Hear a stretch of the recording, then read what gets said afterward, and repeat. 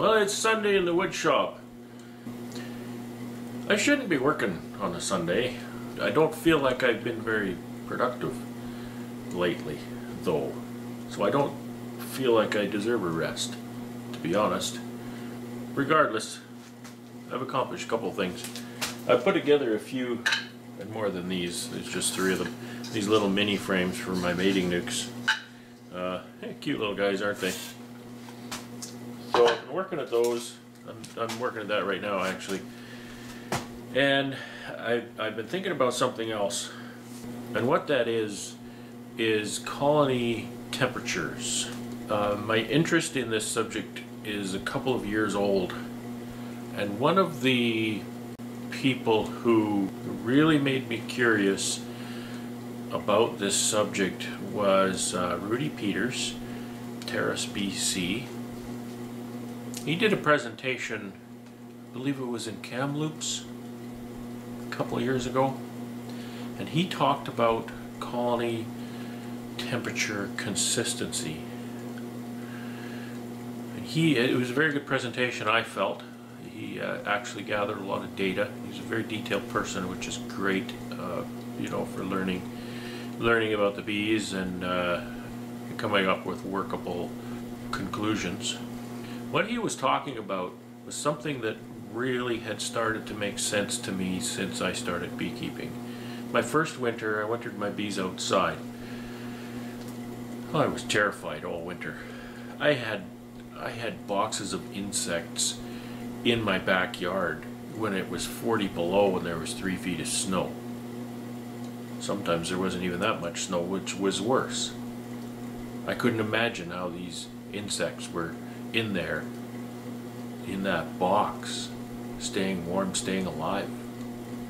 But by cracky, they stayed alive. I lost 0 colonies that winter. The only winter I ever lost 0 colonies. And since then, I've really been trying to learn about what the bees need and what's the best for the bees year-round, but specifically winter.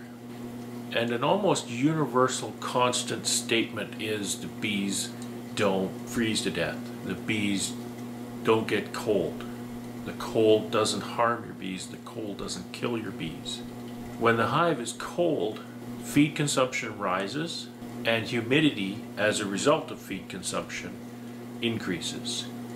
Therefore, as the ambient temperature drops, ventilation is more critical.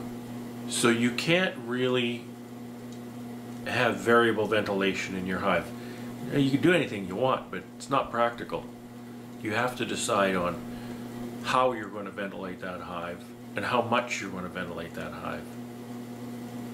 And that ventilation will never match perfectly the set of conditions that that colony is experiencing throughout the winter, because the ambient temperature rises and falls.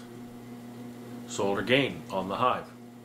We've always been taught solar gain is good. I'm not so sure solar gain is good. The first time I ever heard anybody speak about this so emphatically was Rudi Peters in that presentation that I believe was in Kamloops. It's on Vimeo. You can find it probably on Vimeo online. Rudi's contention was that rather than stressing about the temperature of the hive, or the ambient temperature of the hive, or the insulation value necessarily, was the consistent temperature of the hive was the most important thing. He observed that the cluster in the hive did not react to changing temperatures very fast. Therefore, the cluster density, I'll say, often was not appropriate for the particular instantaneous ambient temperature. And the way to buffer these daily swings in temperature is with insulation. So insulation is not primarily there to keep your hive warm, I believe. Insulation's greatest job is to keep your hive consistent, to remove as much as possible the fluctuating daily, weekly, monthly temperatures outside from those temperatures inside the hive, to even that out, to make those changes slower and less dramatic perhaps, so that a slow temperature change will allow the bees to react in an appropriate manner. So then the cluster density will remain more closely in tune with the requirements of the hive. Something I've observed in my own operation. I winter indoors now. I have about 100 hives in my indoor wintering building. I move my hives on two-way pallets. You may have seen my pallets on other videos. I have a little tractor, which you've also seen on other videos. So I can move those hives from my apiary into my wintering building in about 3 hours. And in the fall, when I move my hives into the wintering building, the temperature outdoors is usually a few degrees below freezing. It could be -5 Celsius. It could be as cold as -10. I try not to leave them outside throughout too much -10 or even colder. I don't like that because they're not wrapped at that point. They're just in the wooden box. But what happens is, during that 3 hours of having two overhead doors open in my wintering building, the building ends up as cold as the outside air. So in that building, it's -5 or whatever by the time I'm done putting bees in there. When I'm done, I can slam those overhead doors, and within 10 minutes, that ventilation fan kicks on high, and it runs like that for at least 3 days. And at -5 or -10 in the middle of the winter, that fan doesn't run that much. It runs, but not constant. Not constantly for 3 days, and not on high speed. It only runs on high speed when the barn temperature is about 6 degrees, I believe, 6-7 degrees. So what I deduce from this fact and this series of events is that the bees are not reacting very quickly to a rise in the temperature between being outdoors and being in the barn. So for a couple of days, 3 days perhaps, maybe even longer, the bees continue to relax their cluster, slow down their heat production, thus their feed consumption, and they will settle in. You know, a week goes by and the bees have settled into their new environment, which is a 4 degrees Celsius environment constant. So these observations and this information have got me really thinking about hive temperature. And where this is the most important in my operation, I believe, is in the spring. I'm looking at taking my bees out of the barn in about a week. Not because it's going to be 10, 15, 20 degrees. It's not. It's going to be 5 degrees. It's going to be 6 or 7 degrees. Daytime highs. Overnights below zero. So I've got 100 colonies in there in wooden boxes on two-way pallets, and I'm going to take them out of that barn and set them in the apiary. That's going to shock those hives. Those clusters are not very big right now. My bees aren't doing that good this year. The clusters are very small. I'm really hoping for not a catastrophic loss. I've kind of been avoiding that building. I don't know what to expect. We'll look at them when they come out. So every year when I bring my bees out in the spring, I want for some kind of insulation. Last year I actually wintered 4 colonies in the Paradise polystyrene hives. And I took those bees out of my wintering building rather early. It was actually the first week in March. And if you want to look back at what the temperatures were in the first week of March, then you can get an idea of when I decided to move those out. So that was 4 colonies in Paradise polystyrene hives. I also had some bee cozies that were made for single brood chamber two-way pallet system. And so I moved those out as well. there was 10 pallets. I had 10 bee cozies and moved 10 pallets. So I had 12 colonies out, 14 colonies out overall. And that was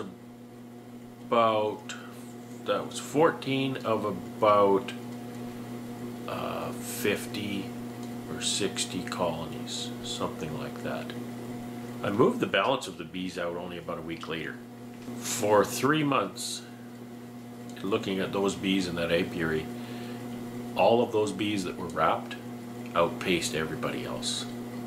They just simply had an advantage.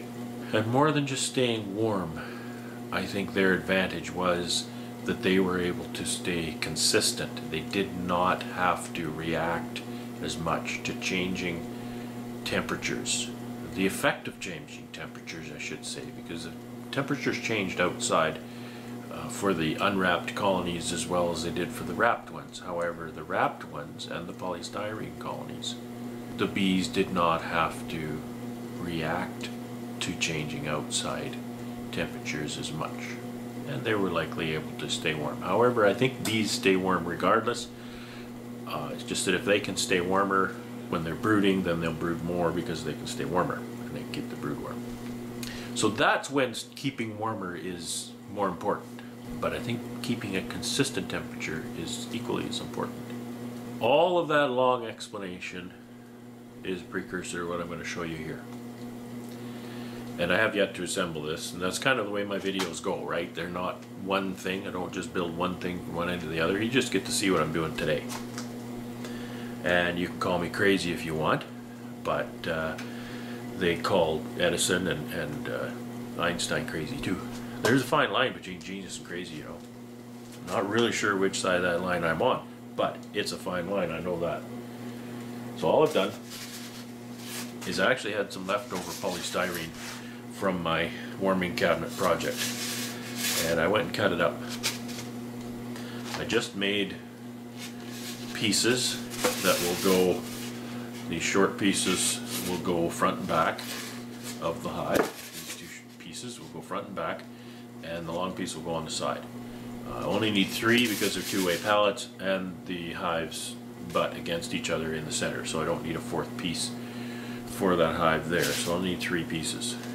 And I got, you know, at 8 or 10 of them done here, and I ran out of my spare stuff. I'm gonna go buy more of this because I'm starting to really believe in this process. I'll definitely do a video on this when I get it put together and see how it looks. It's gonna look pretty stupid, but I really believe that this is going to help the bees in a remarkable way. Stay warm, so they can thrive, they can brood, and this stuff may stay on here year round. It may just stay on there permanently. If it does, I'm going to paint it. I'm going to paint it with some latex paint just to protect it from UV, etc. So that's the second thing I'm doing today. Try not to work too hard on a Sunday, but those 2 little things I'm doing, and that's why. So I didn't have a whole lot to show you. Here's a little bit of video of me cutting polystyrene on the table saw. I'll tell you, that's a neat way to cut polystyrene. It makes such a beautifully perfect cut, and you can cut that to the 32nd of an inch on a table saw. It's just gorgeous. I used all my scraps. This is the worst one. I used all my scraps, and I just tuck taped them together when I had pieces, and I made the appropriate size foam board, I guess you can call it.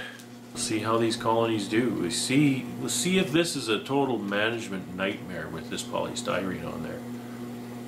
I'd like it to stay on year round because I don't like changing over from here to there all the time. I work alone, and working 100 or 200 colonies alone, boy, that's a busy time. And so the less manipulations I need to do, one less manipulation, it makes a big difference. If I have to take all of these off every year, that's another day. You know, I have to put them on another year, then that's another day.